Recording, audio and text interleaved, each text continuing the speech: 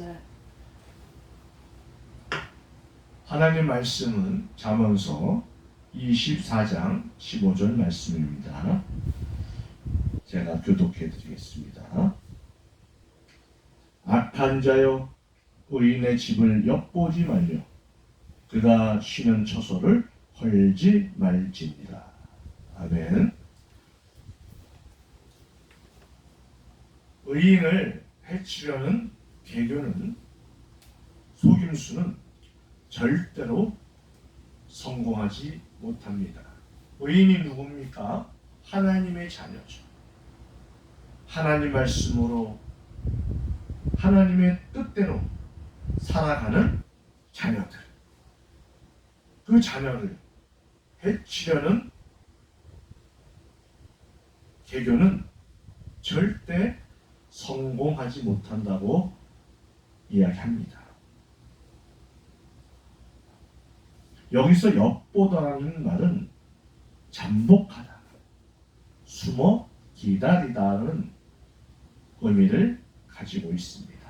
그리하여 이는 마치 독사가 숨어 기다리는 듯한 모습임과 동시에 용이 주도하게 음모를 꾸미는 모습을 묘사한 것이기도 합니다.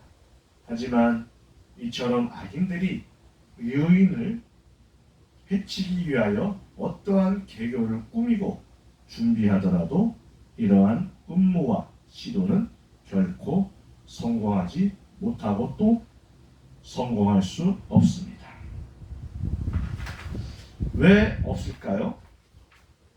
그것은 하나님께서 가장 적당한 때에 가장 좋은 방식으로 환난과 어려움을 물리쳐 주시기 때문입니다.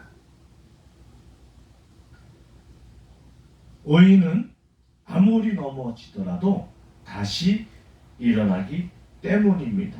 16절 볼까요? 대저 의인은 7번 넘어질지라도 다시 일어나려니와 악인은 재앙으로 말미암아 엎드러지느니라. 아멘.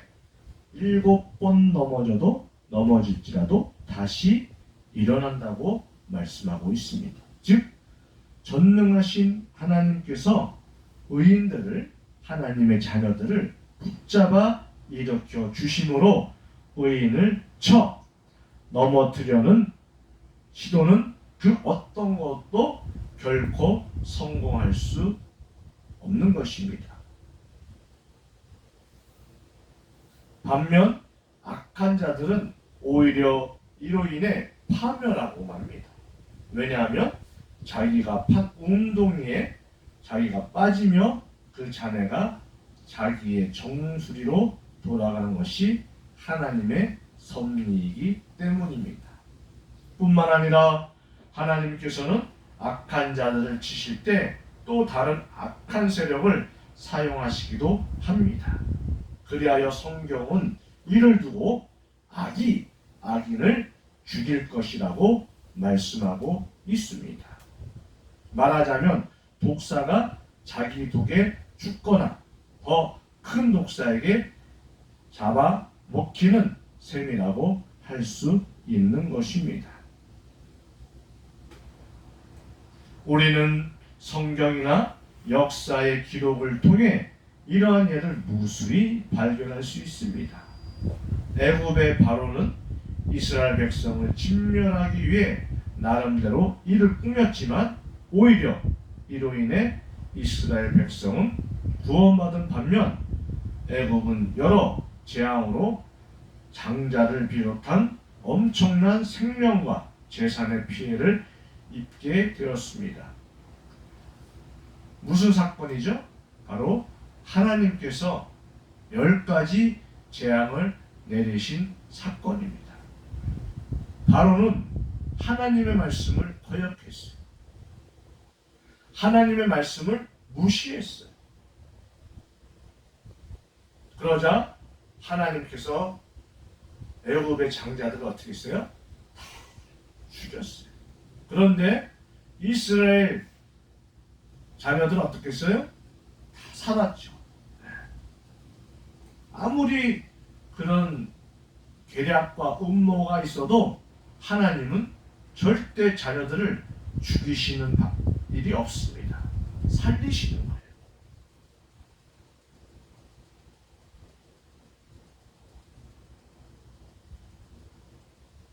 또 사울은 다윗을 해치기 위해 수없이 많은 계략을 꾸미고 시도했지만 오히려 다윗은 이를 극복하고 이스라엘의 왕이 된 반면 사울은 블레셋 손에 의해 무참하게 죽고 말았습니다. 그렇죠. 사울과 아들 요나단, 다윗의 둘도 없는 친구, 사랑의 친구, 아버지의 잘못으로 인해서 아들까지 전장에 나가서 죽고 마는 그런 사고가 일어났던 것입니다. 그런가 하면 이세벨은 엘리야를 향해 복수를 선언했지만 이유를 보면 엘리야는 불병거를 타고 승천하는 반면 이세벨은 예후의 손에 잔인하게 죽고 말았습니다. 이 사건도 마찬가지. 이세벨은 어떻게 죽습니까? 개가 그 창문에서 떨어져서 머리가 깨졌는데 개가 와서 다 그것을 먹었다고 합니다. 이것도 하나님께서 이미 예언하셨어요. 엘리야를 통해서.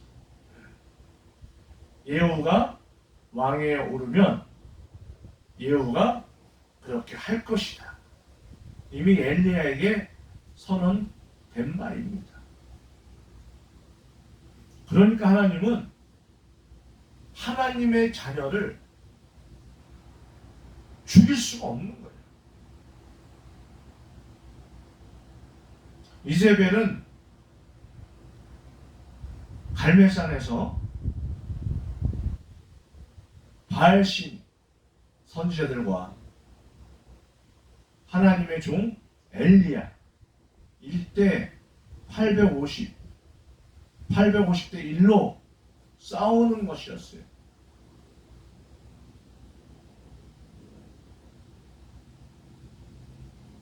바알신을 섬기는 선지자들이 오전부터 오후까지 자기네 신의 이름을 불렀습니다.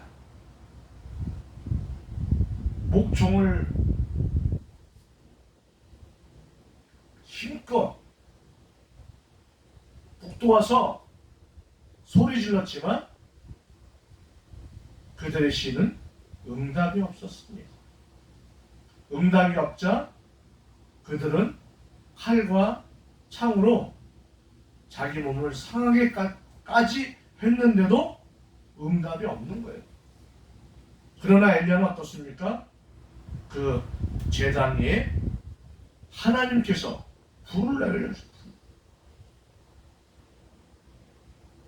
그리고 나서 약속한 대로 기손 시내까지 나가서 엘리야와 백성들이 그 선지자들을 다 죽입니다. 하나님의 자녀를 개교와 음모로 음해하라는 그런 행동들은 절대 용서하지 않아요.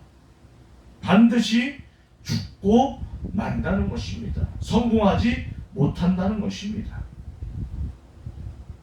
그 밖에는 모르드게를 비롯한 유다 민족을 살육하고자 했던 하만이 도리어 모르드게를 죽이기 위해 세운 나무에 자기가 달려 죽은 일이 있었잖아요. 하만이 어떻습니까? 제2의 권위자였어요. 왕한테 총애를 받은 사람입니다. 그런데 하만은 하나님의 백성을 미워했어요. 죽이려고 했어요. 모함했습니다. 음해했어요. 그 지도자 모르드게를 나무에 매달아 놓고 사형을 집행하려고 했습니다. 그랬을 때 모르드게가 왕비 에스더를 찾아가서 뭐라고 합니까? 금식 기도를 해달라 부탁하잖아요. 에스더 왕비가 금식하잖아요. 그리고 하만이 계획했던 모든 일들을 낱낱이 왕에게 고하자 어떻게 해요? 하만이 오히려 죽고 말잖아요. 무엇을 뜻합니까? 하나님의 백성은 건드릴 수가 없는 거예요. 왜? 하나님 백성이기 때문에, 하나님 자녀이기 때문에 어느 누구도 건드려서는 안 됩니다. 또 다니엘을 해치고 했던 자들이 오히려 사자굴에 빠져 죽은 일, 이런 일들이 무수하잖아요.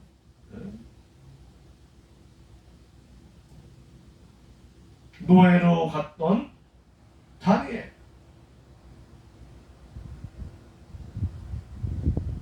사자굴에 넣었지만 어떻게 해요? 하나님의 천사가 사자의 입을 찢어버렸잖아요. 왕이 깜짝 놀라서 갔지만 어떻게 해요? 결과는 다니엘은 살아있었습니다. 그래서 다니엘을 음모했던 사람들은 오히려 다 죽잖아요. 절대 건드릴 수 없는 거예요. 성공할 수 없는 거예요. 여러분도 마찬가지입니다. 지금도 힘이 드시죠. 코로나로 인해서 사업하시는 분들은 사업 때문에, 또 가정에서는 가정 때문에, 자녀들은 또 자녀들 때문에 어렵습니다. 그러나 결코 하나님께서 여러분들을 지켜주실 것입니다.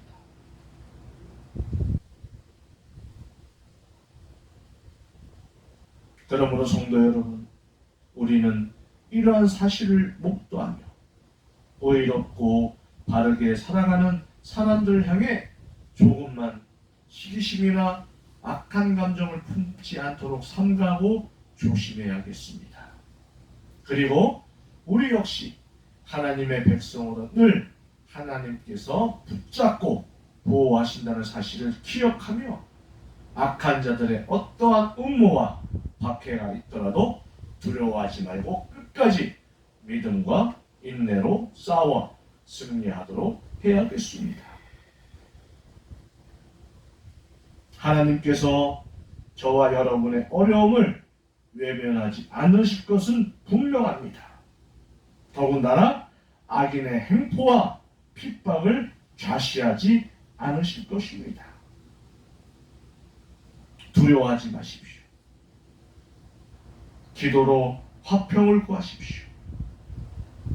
그리고 악에서 떠나 선을 행하십시오. 하나님의 말씀을 마음에 새기고 하나님의 뜻대로 순종하십시오. 저와 여러분을 보살피시는 하나님께서 그 기도의 길을 기울이심으로써 불의 때문에 당하는 억울함을 풀어주실 것이며 해결 불가능해 보이는 문제들을 다 해결해 주실 것입니다.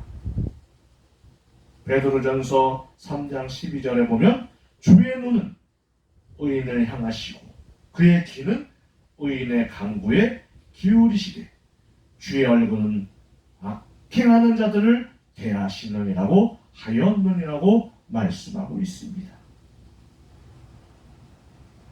하나님께서 택하신 자녀답게 그 뜻을 따라서 순종하며 살아가는 동안 영혼이 잘되고 범사가 잘되고 강건하시기를 예수님의 이름으로 축복합니다. 기도하겠습니다.